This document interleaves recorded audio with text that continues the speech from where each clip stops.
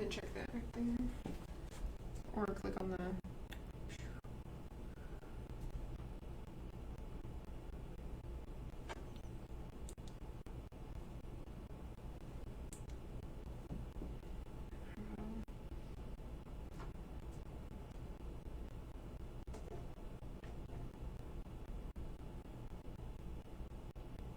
You're good to go. Sweet. Yeah. Good. Mm-hmm. Cool. So we're back. Yeah. Patty and I painted these wonderful mimics from the Mysterious Manor. So we went through just kind of using the different contrast paints, washes, things like that. Kind of getting like a nice tabletop mini that you can just have something a little bit nicer for the tabletop. So instead of just the colored plastic, it gives you a little bit more with just prettier minis that you can kind of play around with and look at. And excellent. So I'm going to start the next mini. So that'll be just me painting this one. And I really like the Skeleton Wizard. If I can hold that just enough. There we go. So I'll paint him because I like that he has a lot of different textures, so different things like the little tabard, the chains, the bird, just the nice little burb, and then kind of that fur cloak, and then things like the kind of more the flat cloak will show you a little bit more of how that contrast reacts over larger, flatter surfaces. So let's start. I'll pick a bunch of colors. So he on here is a little bit more reds and browns and a little bit of actual green. So let's see. I'll do a little bit of green. One of my favorite browns. Let's see, that's Skeleton Horde, because he is still a spooky skeleton. He's actually still over here. Let's see. Yeah, we'll have the browns, greens. Let's do... Let's see. Let's grab a little bit of a lighter purplish. So we'll mess around with those to start. So, we'll start with this Gorgrunta Fur, which is one of my favorite browns that they make, because it's a good, like, even tone. It's not too reddish, not too... Actually, I'll dip my brush in some water first.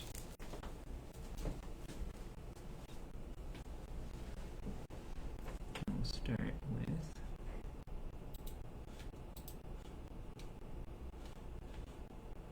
kind of see very nicely, since I got a little bit much, kind of sits in those recesses.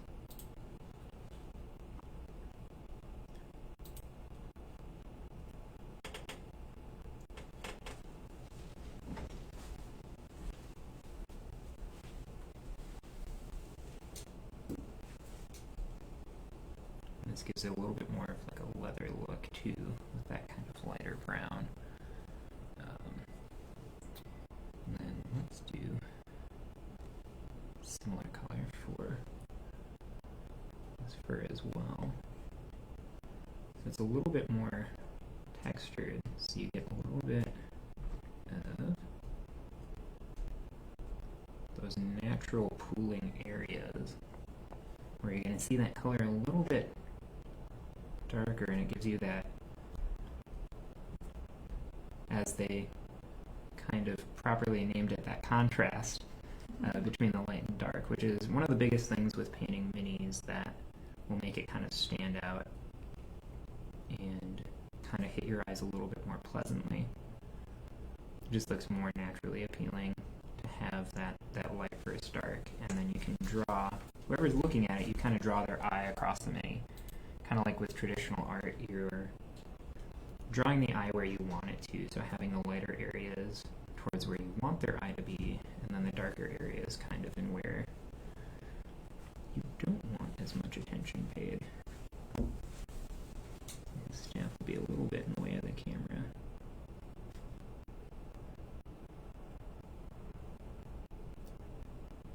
just going to start by kind of blocking in all these different colors.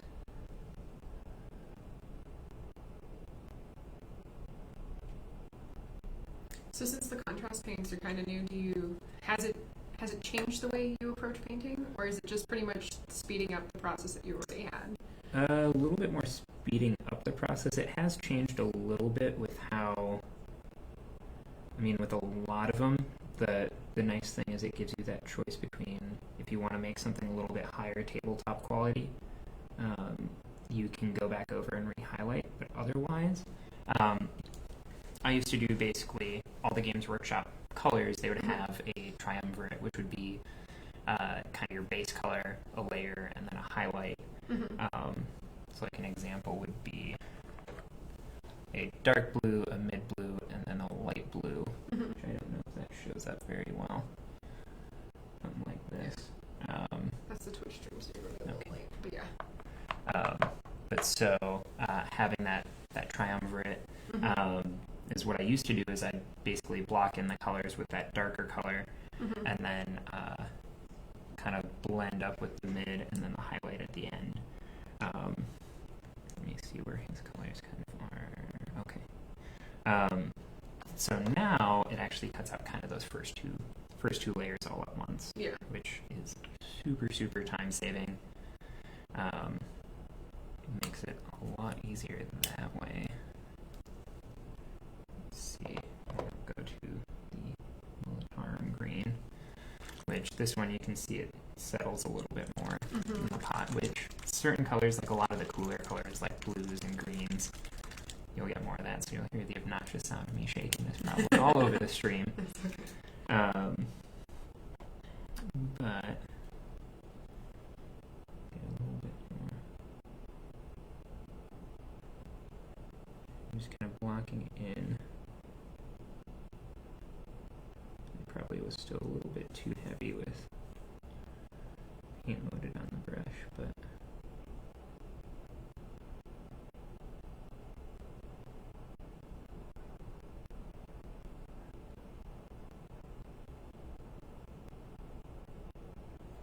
this is where you can see. So I have a little bit too much pooling here, so I literally just touch it with a slightly drier brush. And it kind of pushes those colors around a little bit, so then this way it's only shading around where the edges are a little bit and where you kind of want a little bit more shadows. So a lot of working with these is just kind of learning how to push the pigment around and where you kind of want it and how to kind of clean up a little bit. Let's see. So I am using this as a little bit of a guide to tell me where a lot of those colors will go. There's one other green spot, just kind of in the middle here. And this is a very like olive drab green too. So with this tan undercoat, it comes across a little bit more almost yellowish. So it's got that warmer color compared to a cooler color, where if I had like a gray base coat, it'd come across a little bit more of the blues that the color would probably pull out a little bit more. And there we go. So let's see. Let's go on to the next colors. So they have this reddish brownish. Should probably hold that off a little bit. And a little bit of black in the cloak, which what I'm going to do for that spot, actually I'm going to go back to the Gorgrunt of Fur and kind of get his little cowl around his neck a little bit. I want to know how they come up with the paint names. Like, Licensing. What can we copyright? Yeah. A lot of it is, I think, just different Games Workshop property names. Right. So with the Space Marines, one of the main types of Space Marines was the Ultramarines, and they used to have Ultramarine blue, which has been around since like forever, pretty much, since pigments had actual names dedicated to them.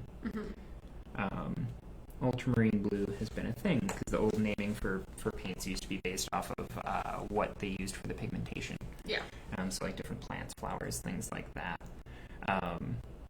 And so with ultramarine blue, which if I'm getting that wrong, I know at least one person that very much next time I see them will tell me I explained that wrong. But so with ultramarine blue, they couldn't quite copyright. They also tried to copyright space marine at one point, which I'm pretty sure aliens was one of the first uses of that, so they did not win that lawsuit. Yeah. So let's see. So since there's that, we'll try this Mage's purple. So this is a little bit of a thinner purple, like a very like almost lilac-y purple. Actually, kind of probably similar to the box itself. Oh, yeah. So we'll do a little bit of that instead of that reddish, yeah. And this actually is one that, let's see, like that tan, it doesn't do a ton to shade, and it's very, very, very much will show most in the recesses and not as much everywhere else. Mm-hmm. So it's so we're being a little bit messy, because again, the goal is to get it just nice enough for the tabletop, not necessarily not entering any paint contest with it or anything, but yeah. So I'm pushing the pigment around so you're seeing that darkest color is where it is pooling the most.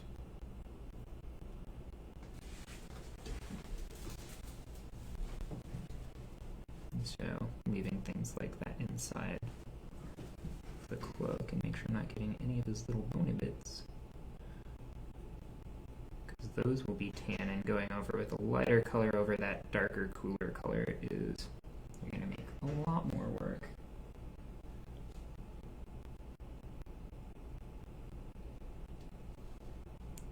So with these larger surfaces, what I try and do is start with more pigment, more on the brush. So you're going to get less of what's called that tide pooling, where it'll sit on that flat surface a little bit weirder.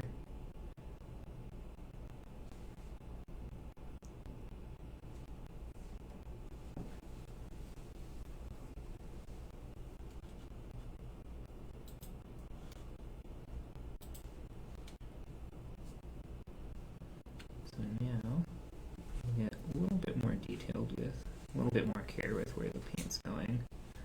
It's getting into a little bit more of the folds of the cloak. So that's where if I wanted to take a little bit extra time, I could touch up where that green ended up a little bit off of that tabard. Again, a little bit of that purple.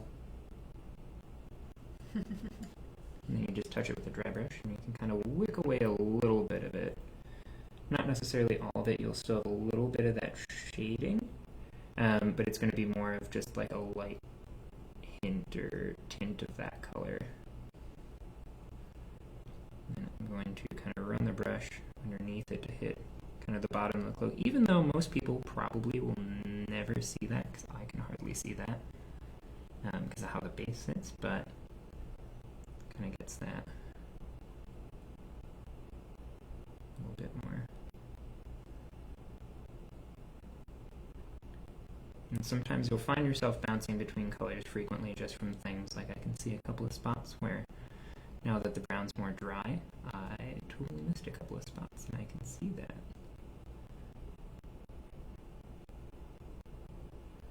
Yeah, I think this is a little bit a better choice for that reddish color that they have on the card. I wouldn't sound like a total noob, but I was today years old when I found out that the little spout thing in the Citadel is for exactly what you're using it for. For hitting just a little bit of it. Gates. I don't know why. I don't know if it's actually intentional for that, but that's what I use it for. Perfect. Yeah, because that's where you'll get a lot of the pigment kind of gathering a little bit. Yeah. That wasn't their intent. They did really well. Yeah, they did something that worked. And there's a lot of people that they're hit or miss whether people enjoy the the pots over some of the other companies. Like Vallejo is known for their dropper bottles. This is a large one. Oh yeah. I have some smaller ones in my case. Yeah. Across the room. like those when I'm using a palette with stuff Sure. like this, like the contrast, since it's so watery to begin with. Need it. Yeah. You don't typically need a palette. You can use one, and there's a lot of people that recommend. I've messed around with it only a little, but the contrast they make a medium for thinning it, so you can do what's called glazing, where you're building up super, super thin layers of paint to kind of layer and build color and add depth and stuff like that. So again, that contrast concept of basically adding darker to light contrast to kind of direct the eye a little bit. I touched up a little bit of that purple. And then actually, I almost forgot the little belt area.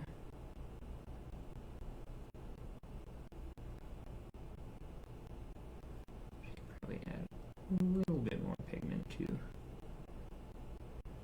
Darken that up just a little bit. So just like watercolor, it's kind of pushing.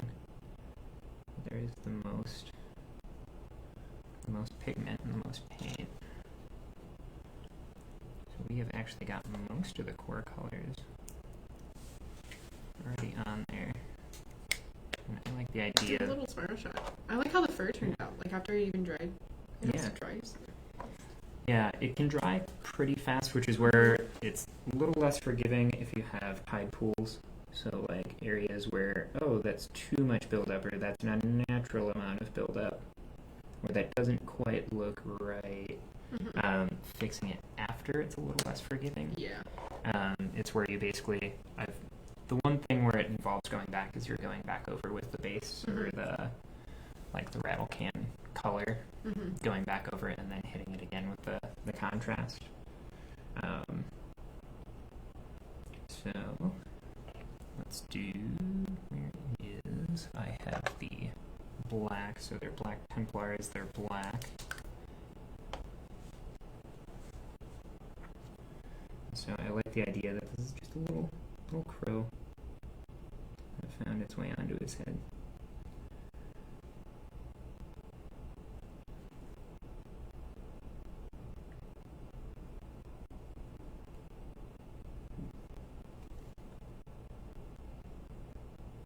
I'm doing this first because it's going to be the darker color compared to the bone that's going to be on his head. So I'm probably going to have to touch up a little of that around the base.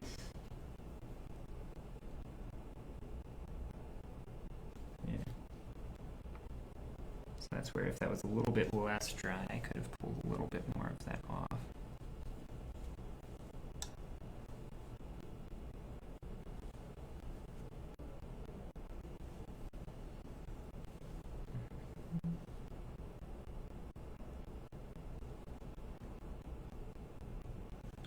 Let's actually do a little bit more of this brown. So along where that is, there's a little bit of fur, so we'll do more of the gore grunt of fur, that brown, to tie that together with what's above and around his neck. A little bit of detail. And then a little bit.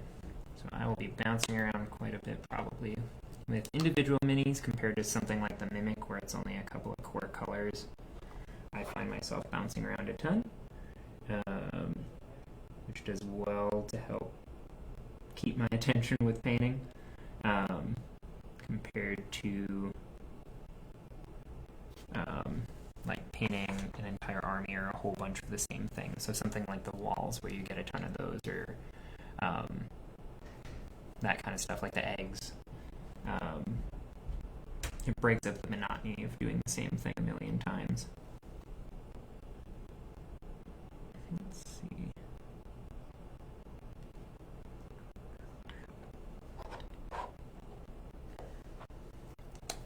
And so a little bit more of, I'll probably do a darker brown for the feet, and then probably start touching up for the staff, and then the skeleton bits. Let's see where it is.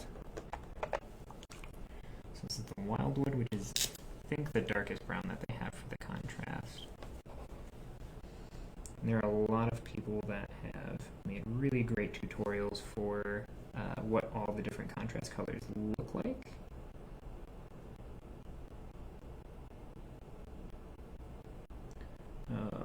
So a couple people took like some test bases, like some very textured bases, and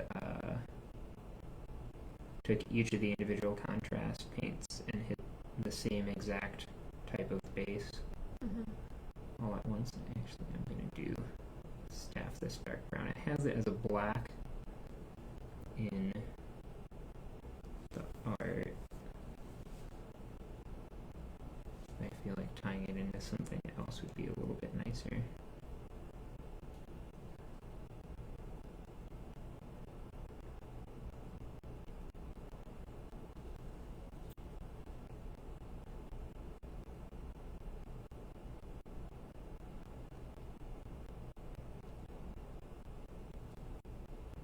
Let's see. And the parts that tend to be a little bit more difficult are stuff like this, where the cloak goes down a little bit farther, hitting the base bits, which sometimes with stuff like that, where it's between the cloak and the base and a little bit deeper back, I'll do some things where I'll put like grass tufts. You can buy like the little grass tufts that you just glue onto the base, and that makes that a little bit more forgiving. Otherwise, it's some of those nooks and crannies, you can still kind of see them, but can't really reach them with a brush without hitting everything else on the way. I'll check your camera real quick.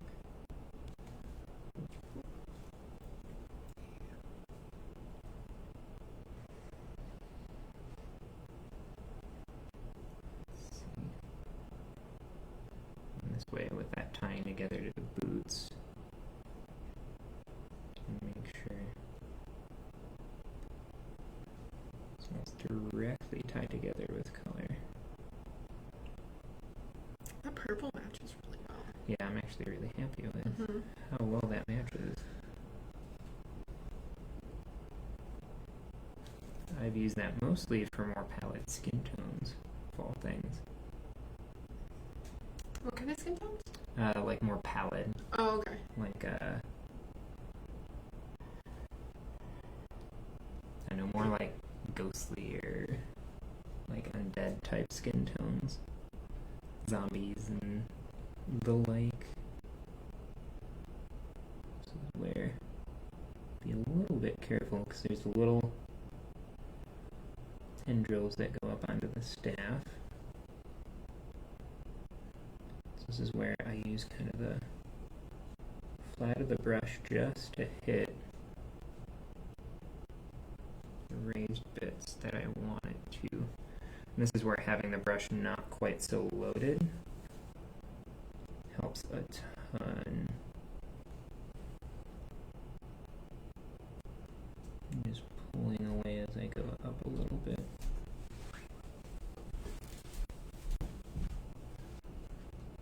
Pull from the camera real quick. Yeah. There you go. Sweet. So I get in my painting gremlin mode of just kind of crouching over and just... I know I was telling you like not to go up to your face now, but Now I'm doing, now I'm not. now I'm doing the opposite. Yeah. If you hug to your left a little bit more, you should. Yeah, I will. You're all good.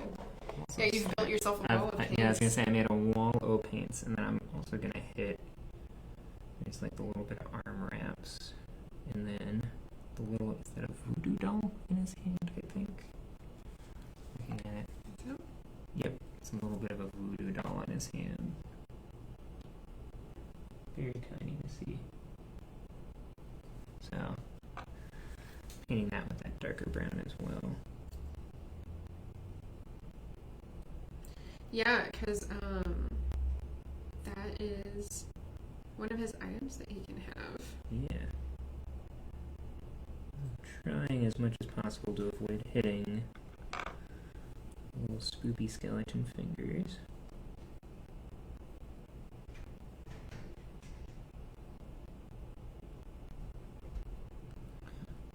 So we got that. So we got most of the colors blocked besides the one metallic.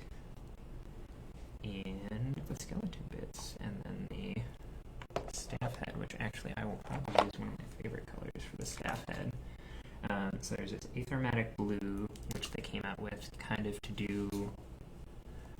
Games Workshop has a whole bunch of like spectral stuff. So it's really good for making a little bit of like spooky spectral glowing bits. Oh, cool.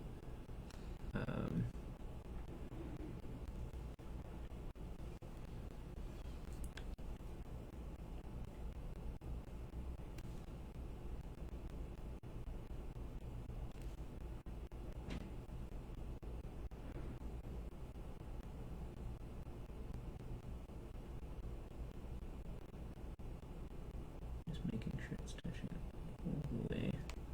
So with that brown being a little bit darker, it's a little bit more forgiving around that.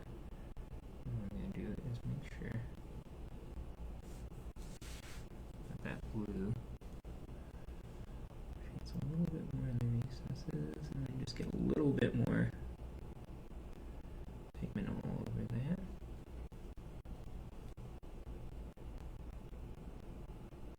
Kind of tie the pieces together a little bit. Voila. I will probably use that same thing for the eyes. But while we are at this point, I'm going to pop these off to the side so you can kind of see. So a lot of the colors are actually blocked out. Some spots I can touch up in a bit.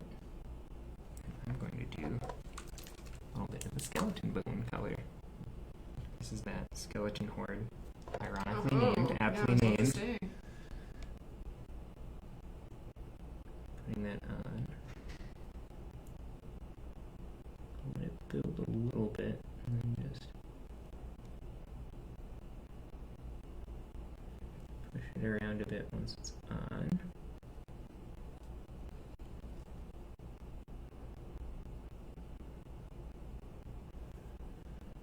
After watching a couple miniature streams, I've noticed a lot of similarities to cooking shows. With how things are like talked about and stuff. Yes. It's just like, yeah, just let it simmer there a little bit. Let it go. Just push it around. Or do you see stuff on your side of the chat? I was going to say, I don't know. I think this is showing the prior video, yeah. Ooh, sometimes it will do that on the app. Yeah. I'll fix you. That one. Let's see. There be. I'll let Gates fix that. The internet machine. I use the internet machine real well. I'm touching a little bit. There you go. Sweet. Sometimes with the app, it always like goes to the commercial. Oh, I see. Patrick had some commentary with talking about the colors and how they were made with lapis lazuli, which that makes a lot of sense. Yeah, because blues and purples, as far as pigmentation, like especially with clothing and stuff too, used to be super expensive and usually meant for royalty. So he's a royal skeleton. Royal skeleton. Royal skeleton. Patrick also knows the background stories For each of them? Each of the skeletons. Yeah, because that's some of the awesome. skeletons are actually female. And they have their own little canon and everything. That is awesome. Yeah. I will probably pick his brain more about that at You some should. point because I am a very narrative-driven person. So, especially when it comes to role-playing games, etc. Mm-hmm. So things like looking into like the root RPG. yeah. I am very curious about the story because I love all the adorable little animals. Yeah. And I'm very curious to hear all of their stories as well. Let's see. When I have this brown out, I'm going to touch up a couple of things. At this point, we're pretty much just touching up some stuff, and then I'm going to do the eyes, and then just kind of a little bit of highlights here and there. And actually probably move on to the next. So we can get that at least tabletop ready, good to go. Highlight maybe a couple of things, and then... That's crazy. Yeah. I can see I missed a whole bunch of purples, too. This is the fun part. You get to look at all of your mistakes and then go back and fix all of them.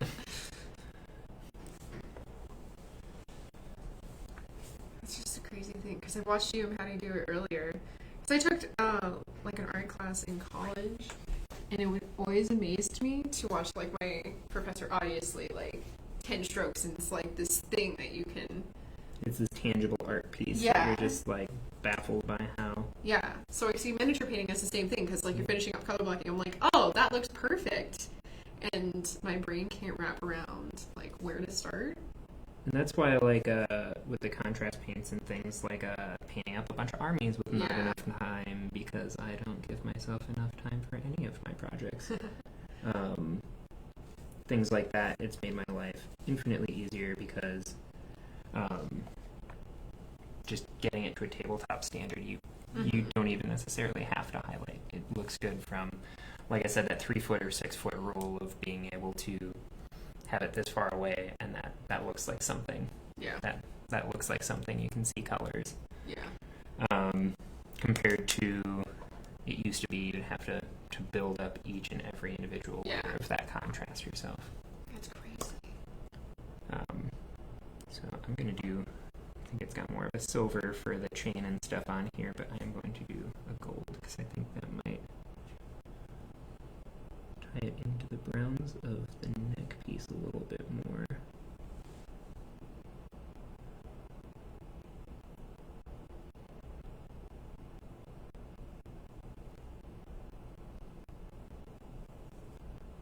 So I got that metallic on there.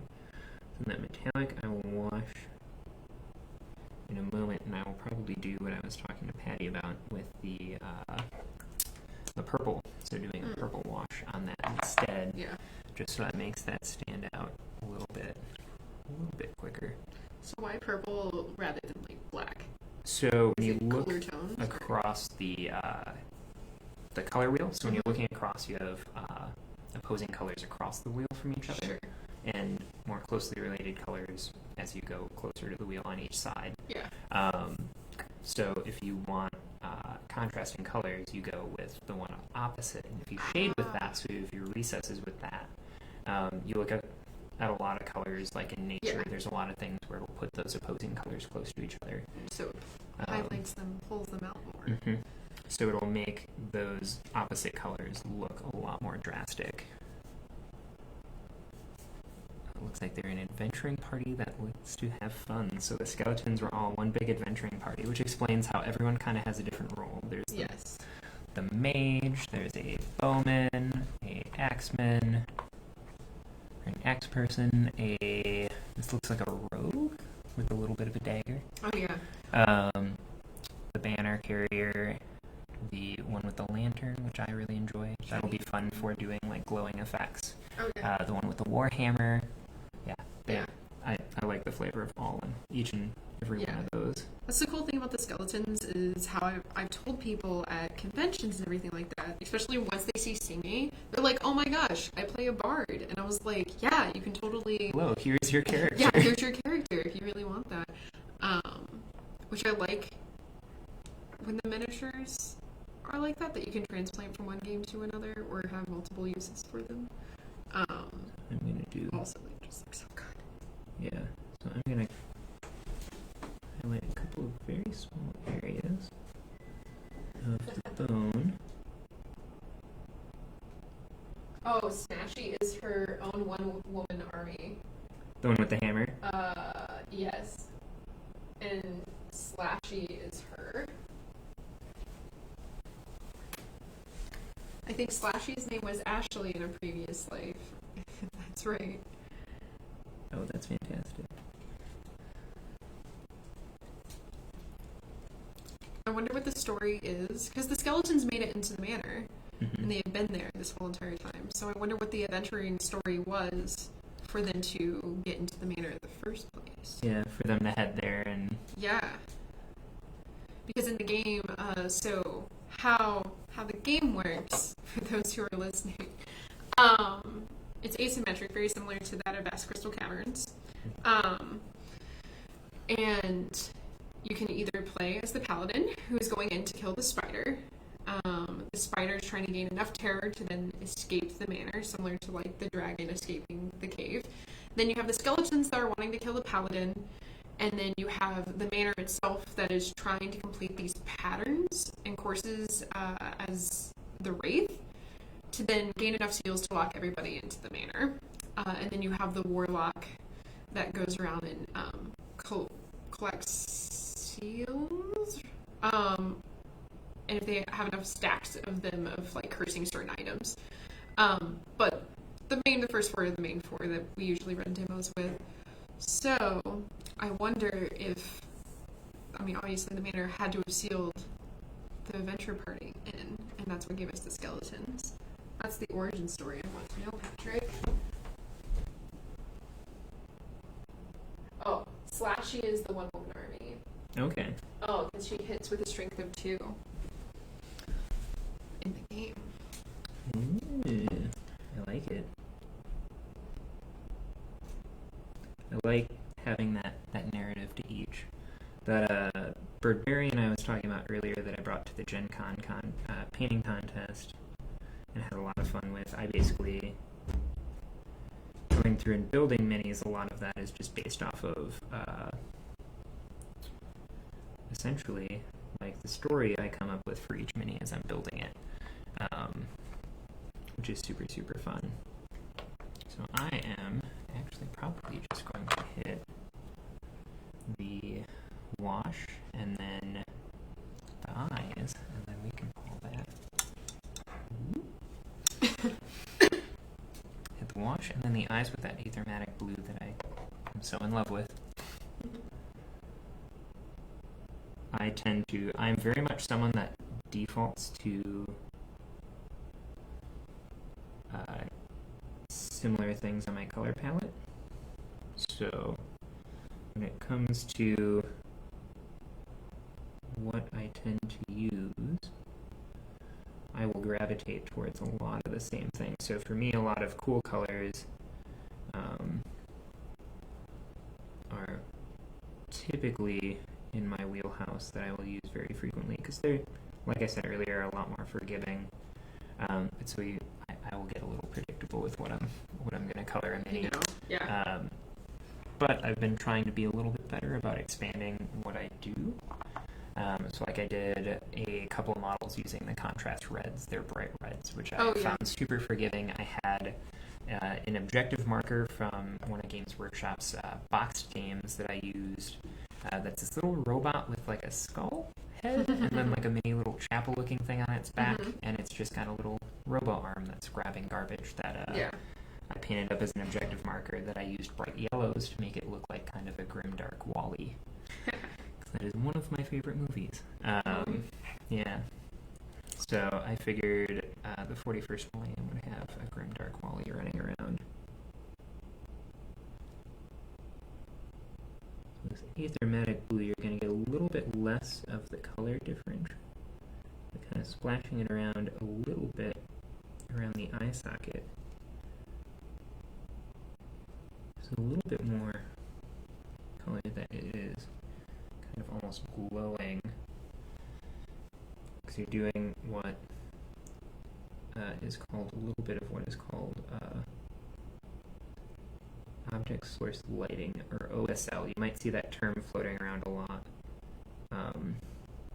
especially in minis painting circles, because OSL is kind of like one of those fancy techniques that you'll see a lot of high-end painters doing, where they're basically, someone's holding a lantern. Like, the perfect example is this mini. Shiny. Having that just glowing very brightly. Yeah. Not necessarily showing you what's in there, but showing the light and the effect of it. So lots of things like the ghost and stuff, you have a lot of, or this mini, you have a lot of the chance for the base to have a lot of glowing kind of effects, like ethereal effects. Same with them on the actual armor bits, you can have a little bit more of the glowing effect, things like that. So, let's take a look. See? So, a little bit of glowing on the eyes. We'll call him for now done. I'd have the option to go back and highlight more of it if I want, or take the purples and I could touch a little bit of the edges. Just get it a little bit brighter. Let me move that a little bit closer. Oh, a little bit away. Away? Actually, yeah. There. There we go. Finding that perfect distance away from the camera. Yep. But so the browns, you could add each one of those little quilted spots. You could add a little bit of color. You can go on this edge and go with like a much, much lighter brown and pull things up. There's that purple against that gold kind of highlights it really well. And especially with those metallics like we did on the Mimic, since it's a smaller surface, sometimes you can go back over with some silvers and touch those a little bit. There we go. So that one I will call done for now. We can move on to the next one. Let's see. We can bring back old I was favorite. going to say, we can bring back the Knight. old favorite, the Knight, who is now, I believe, labeled as the Paladin? No, Or no, she's she's still the Knight. The new one is the Paladin Paladin, that you're starting yes. with. Yes. Yeah. I keep reversing those two in my head for some reason. So speaking of some of those brighter colors, using a little bit more of what's on her little standee. There's a lot more of the yellows, even the yellow in the hair, things like that. More of an ochre yellow, like almost an orangish. And then some browns and some metallics. So let's get started with that. I don't think they show the back of her shield, and then she has one special spot that is a little bit of purple in her hair. That's a little hard to see on the camera. But she has a little stripe of purple in her hair as well. So I'm going to start grabbing that Mage's purple again. We'll grab some more colors. The brown. And let's see. Do put a couple of these back in here. I will grab a red for some of the details like the shield and stuff. And then I'll grab my two yellows I have, which are very much, from what I can tell, starting to settle in their pots a little bit.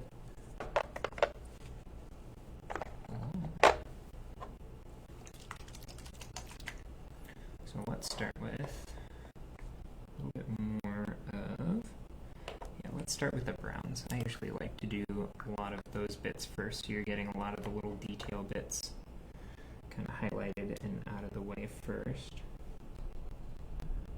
So let's start with something like the scabbard. And the nice thing with, like we said, with painting the mimics and stuff, things like leather, more natural materials, if you have a little bit more like weird striations or things like that, it's a little bit more forgiving because your eye is prone to excuse that just based on the fact it's like a natural material. So that is a little bit of a cheater and easy button. Which I am a-okay with when it comes to painting a whole bunch of minis in one sitting. Let's take a look at her card. So she's mostly armor. And then she's got her uncovered legs. We'll do the brown as well.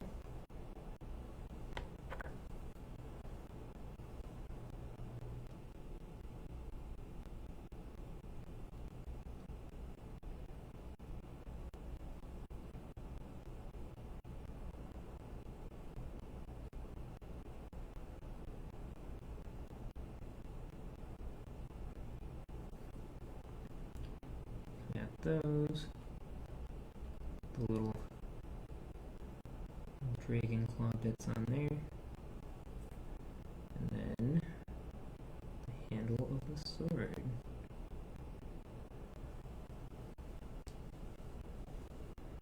Shield is steel with yellow detail, Patrick says, so that answers that question for me. Makes that very easy. There we go. So we got a lot of kind of some of the browns blocked in. actually this will be the first one with an actual skin tone as well. Which is one of my favorite parts of contrast paints, is skin tone, which can be, because it's something you're used to seeing all the time, that can be super difficult for a lot of painters just because you're seeing it all the time on everyone around you, so your eye instantly wants to pick out any mistakes with it. So actually, let's do that. So this is their Dark Oath Flesh, which is, they have a faction for one of their games that's these Dark Oath characters, so that's where the name comes from for that. So we'll get, if we get a little bit in the eye, it's not a big deal, because the nice thing is with all of the eyes for the human characters for the game, they are textured, so you actually, unlike a normal mini, you don't have to play much guesswork with where the actual detail is. It's all right there on the model for you. So let's see if I can pick up. Oh, there we go. So you can see it's got a little bit more shadows going there.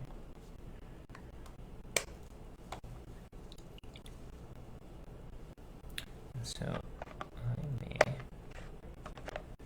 grab my lead belcher again. A little bit of metallic on here.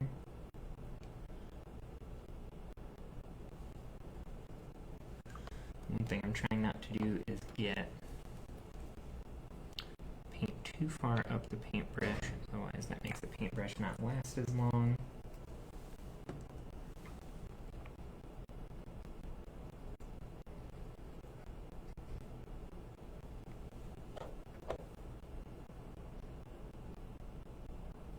It's a little bit, added a little bit too much thinner, which is pretty easy to do when you're mixing just small amounts. Realistically, if you want to make your brushes last longer, you don't use them for mixing the paint or getting the paint out of the pot. You can use like the stir stick, or I've seen friends use actually the back end of their paintbrush as well. There we go, that's about the right amount. Start getting all the metallics on there.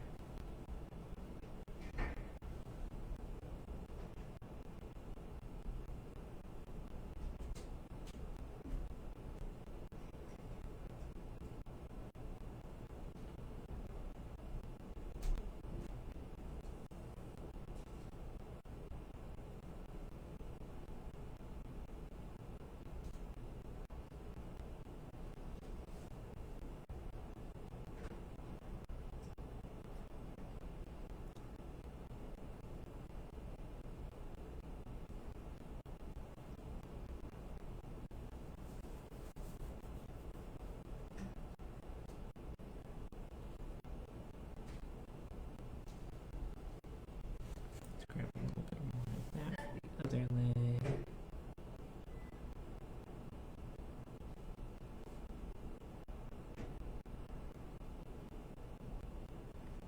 And I love just all the little details added to these models, because the nice thing is a lot of them, all the little bits on the armor, you don't necessarily have to pick out. Things like watches will do it for you, but it's just being a very visual person with like minis games and board games and stuff, seeing all that little neat flavor worked into all the models makes it so much more appealing to me.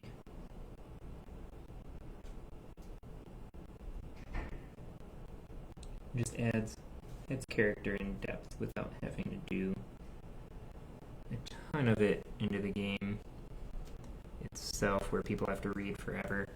A lot of it you can just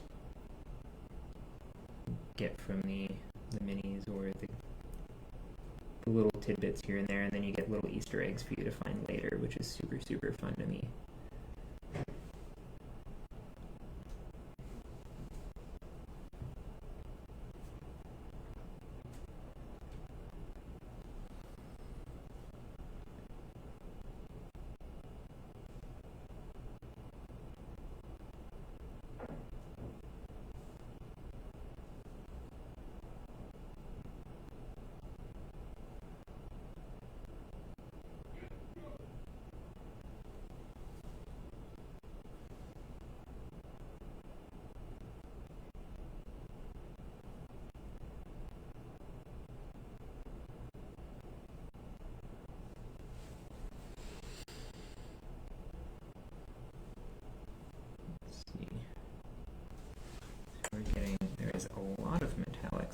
her, which is fitting of a knight.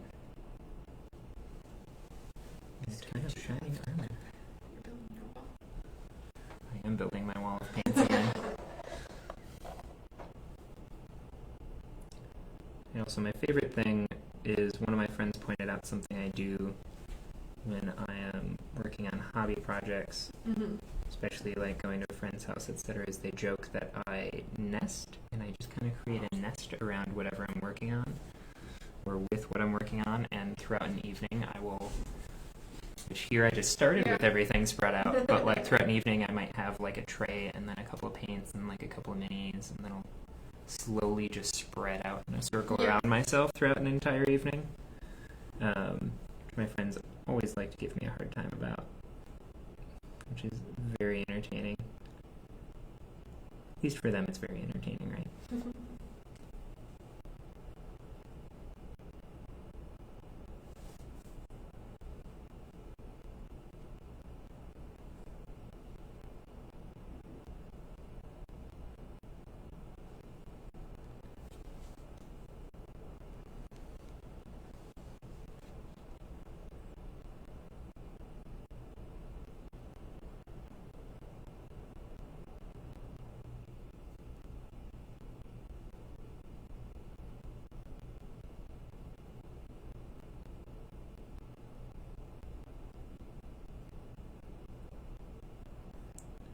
And one of the other things is you'll find there are some spots that are a little bit hard to reach on some minis, which is natural with minis for anything, just because different poses, things like that, you're going to create some crevices and cracks that you might not find as easy to get to, and sometimes you don't have to sweat about that as much. Other times it's some people will put minis together in pieces, but for stuff like this, I usually just don't sweat those bits quite as much. So the miniatures that it requires assembly, because I think I caught you popping out some Warhammer miniatures and stuff like that. I imagine it is better to assemble them then paint, or is there times where you would paint then assemble? It can be hit or miss. It depends on the mini. I've had some where there's so many spots that you just can't get to on the mini. Sure. That you have to. I had a Kingdom Death mini that was this heavily armored knight named Percival. Yeah.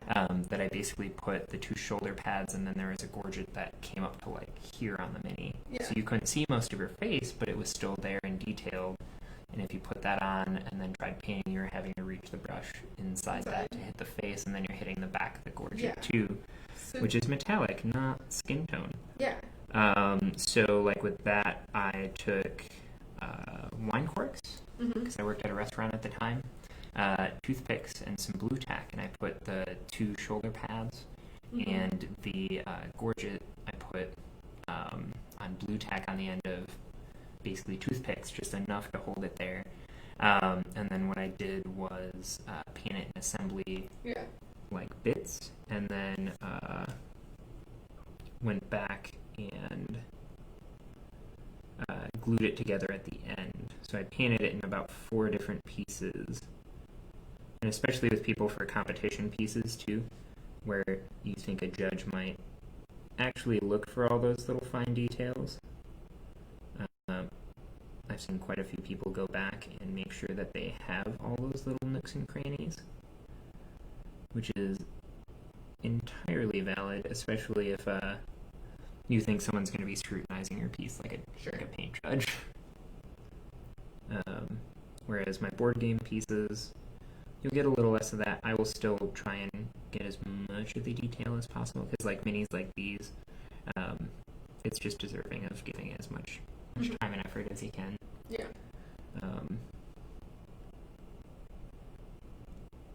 As far as at least, I enjoy having that extra level of detail. Yeah.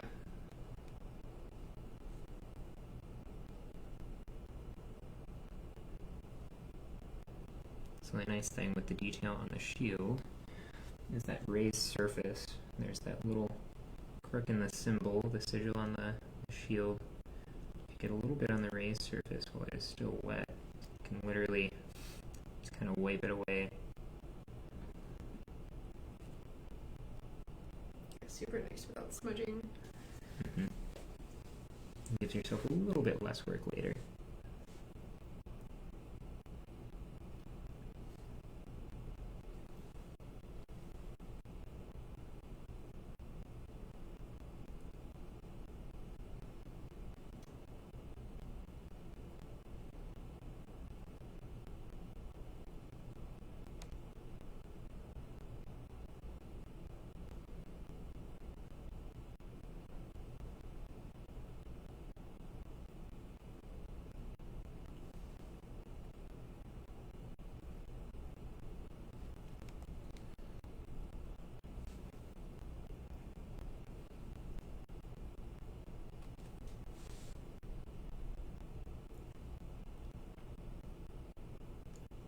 So I think I got most of the metallic bits besides, I think that's a spear on her back, right? The spear? Yeah, or is that just a staff? That's Patrick not may in know. Patrick, watching. See if we can catch Patrick.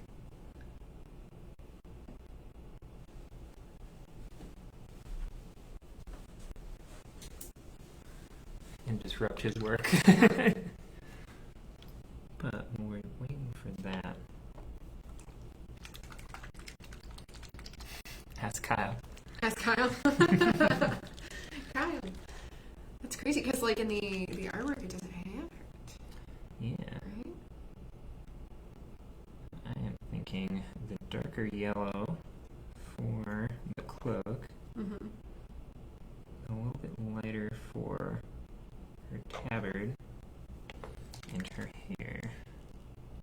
Actually, let's do this yellow. I have a little bit of a trick for a lighter yellow as well. Are you going to make a lighter yellow out of that yellow, or?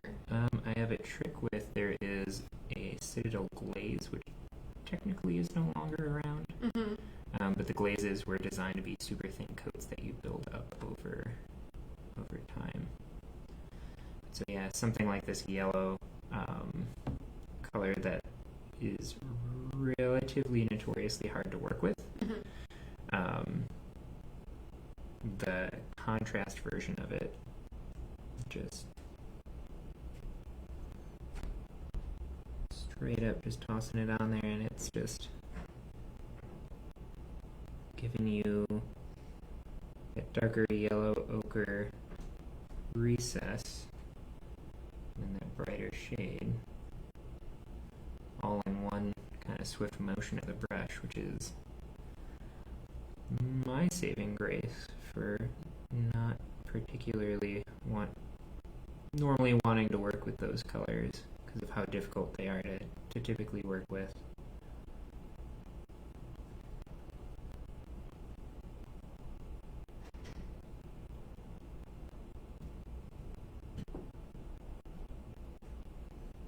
There's a couple of spots on the back of the cloak where I did the metallic that I will have to touch up later.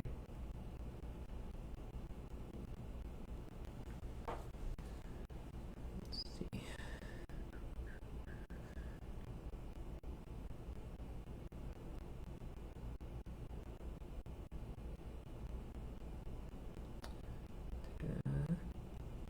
One last spot under the armpit there is a little hard to get at, but Mm-hmm.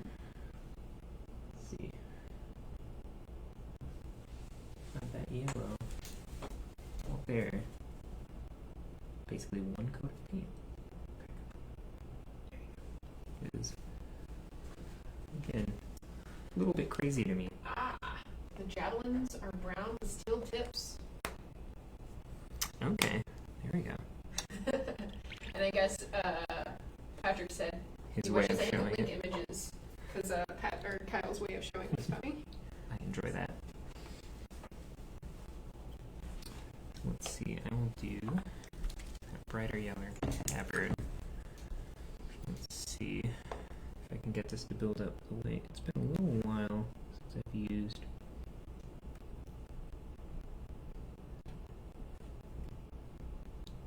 their glazes. So is that a glaze? Yep. Okay. So glazing is a technique where I am going a little too crazy with. So it's a lot lighter. Yeah. Which I'll show a little bit close up after I get kind of the hair. But with glazing, it's just building up successive layers of just a thin coat of a color. Mm-hmm. I'm gonna make sure. Let's see. That purple is the first couple of strands. On the one side, I'll make sure to leave that in there. The story behind that is neat as well. Mm-hmm. So also with that glaze, so it gives you a yellow tone. It's a little bit closer to an actual hair tone. Somewhere between oak and spruce is the javelin color. So. Okay. I like the specificity with that quite a bit. World building. Yeah. Like I said, that's some of my favorite parts of Yeah, all that. everything, Yeah. absolutely. So let me that light purple. Try not to bleed it too heavy.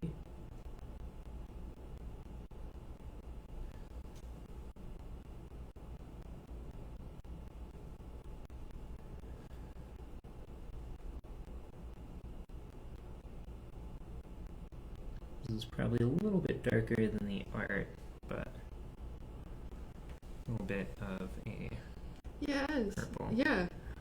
But getting that light of a purple probably would involve quite a bit of color mixing. I'll probably go back over it a little bit with something as light as that. That is a bright. I'm probably holding that at a weird angle. That might be enough to see. Mm-hmm. But I'll probably go back over that with that at the end to kind of brighten that up a little bit. So we got the yellows. Yeah. So for people who don't know, the purple strand and the knight, the knight is originally from Vast Crystal Caverns. It was designed by David Somerville, and Vast Mysterious Manor was designed by Patrick Leader. But the knight from Crystal Caverns, David Somerville's daughter's name is Violet, so that was an interesting touch that he requested to be done to the knight. So his daughter would be somewhere in the game. Which I think is a very, very nice detail. Yeah. So since I have the yellow out again, I'm going to hit a little bit of detail on the shield. I do like the shield having that yellow detail, because it still like brings the cartoon. I wouldn't say cartoon, but like the illustrative. That like storybook kind of Yeah. style art, which Kyle does an amazing job with his art. All of his stuff draws me in and gives me that like childhood sense of reading a fantastic storybook while you're playing a game, which very much drew me to the first game. When did you play Crystal Caverns first? I'm trying to think of when I played it first, actually. Pretty much right after the Kickstarter came out. Oh, 'cause, whoa. I think you got it. My partner helped with the fulfillment of the Kickstarter, and then got a copy then. That was crazy. I remember, I think... This was pretty early when I moved out here, yeah. Yeah, because this is before I was with Leader, so Patrick would be able to answer the question better. But I remember, because it was 2016 Gen Con, and it was either my friends were for sure talking about it, or... And then I already played it right before Gen Con, but I know my friends were talking about it, because whenever I was at the Dice Tower Live panel, where they do their podcast live, Tom Bassel had mentioned it, and I was like, I think that was the reconfirming of like, okay, you really need to go pick up this game. And then whenever I swung by the booth, they had already sold out. And so I pre-ordered it onto the website. And so that's how I remember getting it. But I know I played it before I got my copy. So it was like in that span of window of time of like, he also backed it on Kickstarter and everything. But it was such a clever, and I wanted to be the cave. What was your first? I liked the knight. I always liked the knight. It was just cool because I loved that the original mini had so much like adventuring gear with it, because I am that type of player that like when I'm playing role-playing games, I will be that person that will buy out all of their adventuring gear. I will look and be like, I need a lantern, I need candles, I need rope, I need this, I need a climber's kit, like all that kind of stuff. Like that is on brand for me to over-prepare that type of stuff. You should totally be the skeletons in Mysterious Manor. That is probably exactly what I will be. Yeah, because the gear, because it's very much like grow in numbers and equip and become powerful enough to be able to attack the Paladin effectively.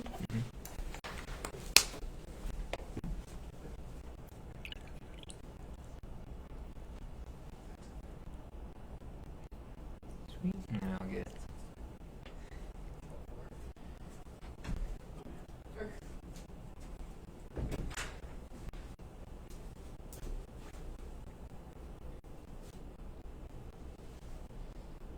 a little bit of that metallic on the javelin. There you go. The hair turned out really well. Yeah, the hair I'm pretty happy with, and then I'll touch up a little bit of that purple, a little bit of a highlight.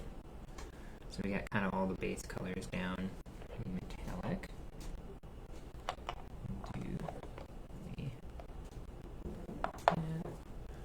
Get a couple of these back in the thing so I don't have a million paints everywhere.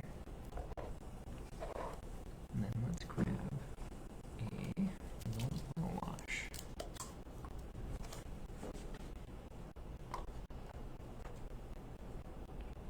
And then just kind of, so I will start a little bit heavy with it and just kind of spread it around from there. On like the metallic portions. Yeah. The big thing you want to make sure is that your washes don't ever sit too heavily in one particular spot. At least, especially on flat surfaces. Because then you end up with weird... You can actually get it so thickly layered that it will create almost like a crackling effect. Which, unless that's what you're going for, which is cool, is not typically desired.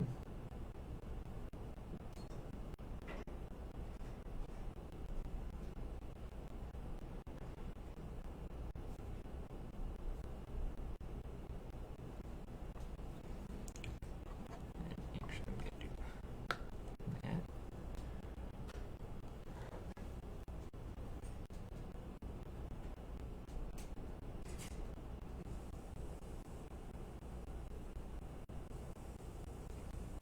And this is just getting the quick and dirty, get it to a tabletop. Kind of not taking too much care of individual things, but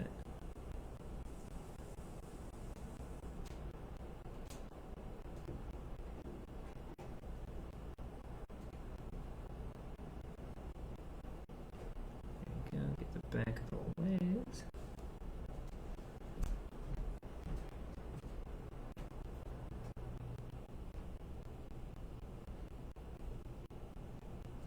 Get a little bit on the shield. And that'll kind of fix a little bit of the yellow that got in the middle one here.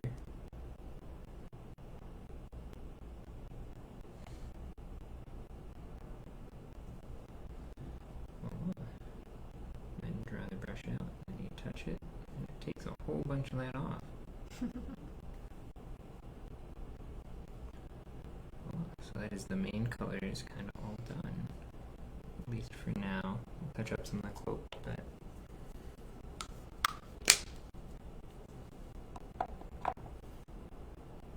cloak turned out good too. Yeah. That yellow, it builds really, really, really nicely from Yeah. the orangish to the yellow. Let's see. And then the eyes. Let's see how they have mouth. So I tend not to use a direct white. I'll usually use like an off-white, or like this is a little bit of like gray. Mm-hmm. Or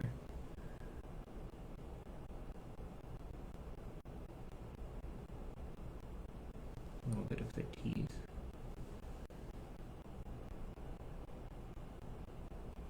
Just to at least get that blocked in.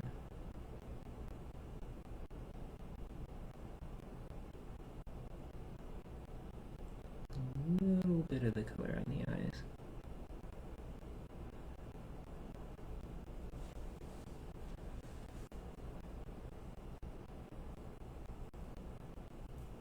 And the eyes are especially where you might have to touch up a couple of times here or there.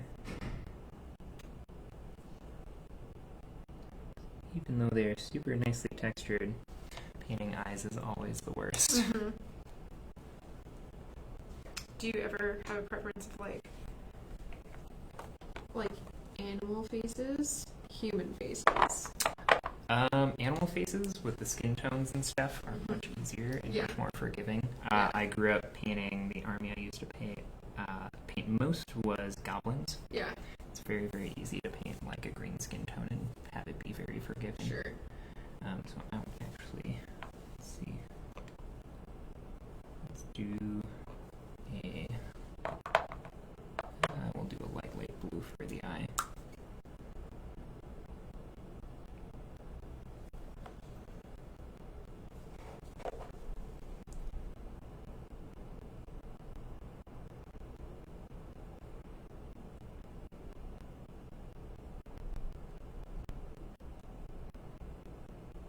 That's where I pressed a little too hard on the brush on her left eye, so I'll probably have to touch a little bit of that up. But let's see.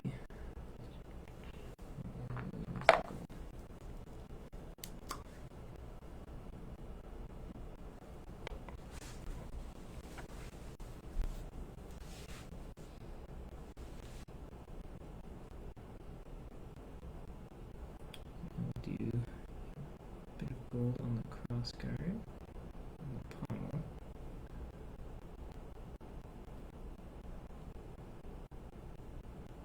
Add that little bit of detail.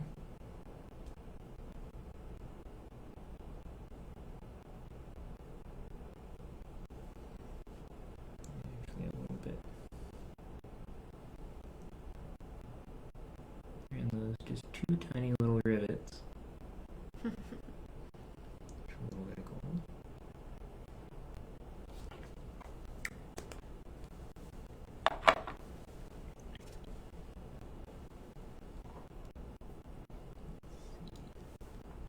I'll grab this white back out, and I think that blue is dried enough where I can touch up that little bit of gray, grayish white.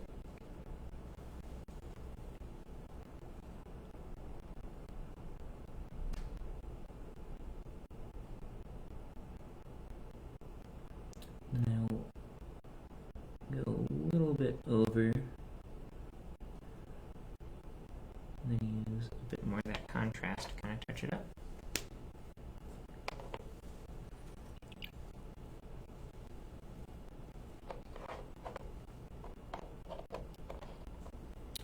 Then one last thing with the gold. Touch it with a little bit of that flesh shade for a little bit more of almost like a bronze.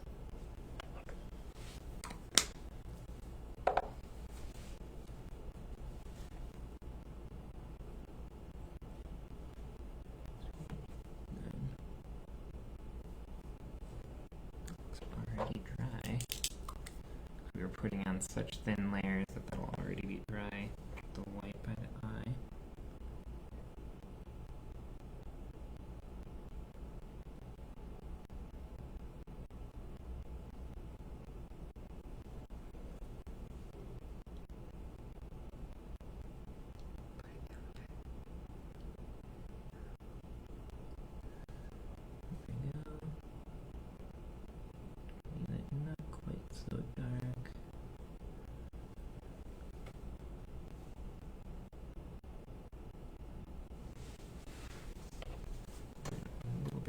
shade just on that bottom lip.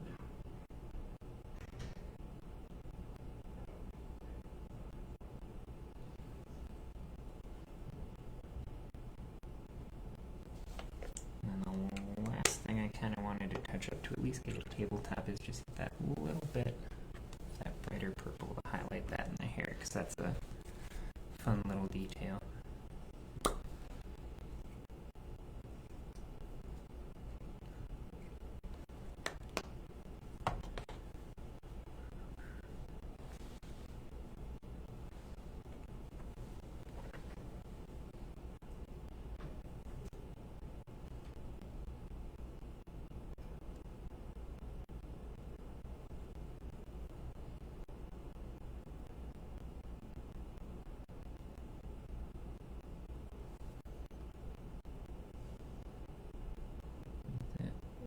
A little bit closer.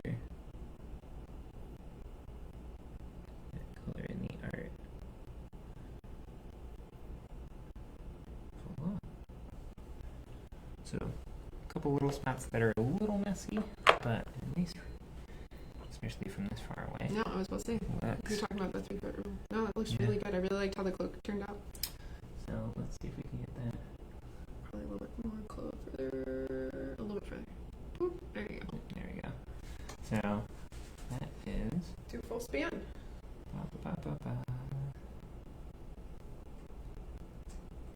That is the night. Awesome. Up to a nice little tabletop standard. Very cool. Well, also looks like we're going to have to wrap up for the evening. So, Yeah. Where can people find you, Dan? So I'm on Twitter and Instagram mostly, posting my mini stuff and lots of my cats. Yeah. At Dan Emails, so DANEMALS. Yeah. Because my name literally spells it out. Yeah. So yeah, you can find me on those two places. Also working at a game and comic store, you'll also see a lot of tweets about comics and or friends that write comics. So if you like a lot of fantasy comics as well, you'll see a ton of that stuff too. Yep. But otherwise, every Thursday I'm painting minis, at least. Sometimes very late the post will come out, because usually what I'm watching won't end until about 1. But yeah, other than that, Awesome. good to go. Thanks, Awesome. dude. Thanks for watching.